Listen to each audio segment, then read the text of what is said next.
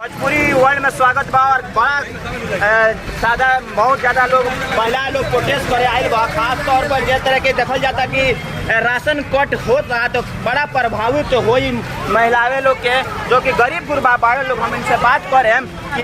जब राशन में नाम पड़ जाए तो कितना होई कैसे आदमी जी जरा जगह जमीन नहीं खे हुए भटकता रोड के तीर पर बा उ कैसे होई। हम तो घर घरारी नहीं अच्छा हाँ हम तो अपना घर घरारी ले आइल बानी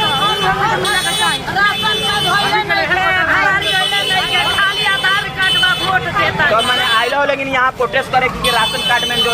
बा हमरो समस्या लोग के प्रोटेस्ट ना करो। हमनी के राशन कार्ड मिलो ना कसी अरे घर में सारा लोग घुस जाई हमके ज्यादा जमीन चाहिए। अच्छा हमने वाले बच्चा का बूढ़ा पुरानिया का राशन कार्ड बा पुरानका बा पर वन मिलते नहीं है। तो देखिए बोली राशन कार्ड खातिर मैंने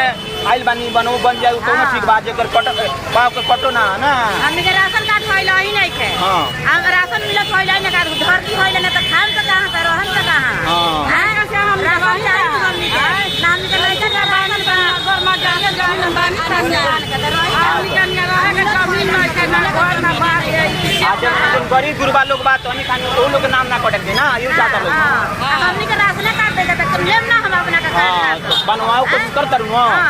हां तो देखिए बड़ा लोग औरत लोग जैसे प्रोटेस्ट कर आइल बा गांव देहात के लोग डीएम ऑफिस के पास जा रहल बा। हां बोली खेसार गांव लालगढ़ पंचायत चंदपटिया ब्लॉक मफसिल थाना। हां तो माने ये सब कटत जो गरीब बा को जुटते नहीं थे। हां हमनी के पुराना राशन कार्ड बा पर राशन मिलते नहीं थे आ नौका में वार्ड लो मुखिया लो नाम जुटा होते नहीं। अच्छा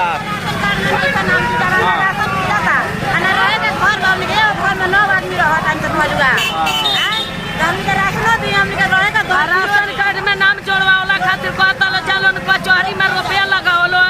सब ड्यूट करवलो तो हाई करवलो हौ करवलो सब तो हमनी के नाम हां देखिए गरीब आदमी कहां से रुपया लगा के हम ड्यूट करवलो। ओके इस सब देखिए प्रोटेस्ट करत बा लोग आइल बा बड़ा लोग महिलाएं लोग अपन बाल बच्चा के लेके तो क्या कर चाहत बानी अपने बाल बच्चा के लेके भी आइल प्रोटेस्ट करे। मैंने नाम जुड़ल बा कि ना राशन कार्ड में जुड़ल बा तो मैंने डर बा कि कट ना जाए वही साल बड़ कि ना कटे खातिर ना बात सही बात सही तो राशन मिलेला तो सब खाए पिए वही से ना ऊपर जाए तो कहाँ से मिली हाँ कटे का ना चाहिए हाँ मिलेगा चाहिए हाँ अच्छा तो प्रोटेस्ट करे आइल बड़ा कि मिलेगा चाहिए ना कटे चाहिए। अच्छा मैंने चाहत बड़ा तो जो काटे के चाहत तो आके देखो हमारे घर ना तो पानी के ना बात सही पर्चा दे दो जमीन आज तक हमनी के नाम मिलो आज 50 बरस से दौड़त अनिसन कलेक्टर के लगे डीएम के लगे जौन ब्लॉक में आज ले ना हमनी के जमीन पर कब्जा ना आई आज ले मजदूरी जौन बा हमनी के सही रूप से नहीं के मिलो राशन से जौन बा हमनी के वंचित बा। लेकिन अब जैसा चलता है कि केहू राशन कट जाता है तो डर तो बानू कट ना जाए डर बा पत्थर हमनी के नहीं के मिलत बालू नहीं के मिलत इंदिरा आवास हमनी के मिलता तो ये देखी मैंने तमाम लोग बा एक तरह से बड़ा प्रोटेस्ट करते हुए जात बा लोग डीएम ऑफिस के पास वहाँ अपन बात रखिए लोग तो कहीं ना कहीं मुद्दा जो बा एक तरह से कंफ्यूजन एक तरह से समस्या बा एक तरह से मिसकम्युनिकेशन भी बा कि एक तरह नाम केहू कट जाता तो के लेके परेशानी बात जनता में कि काहे नाम केहू के ना कटक जाए जो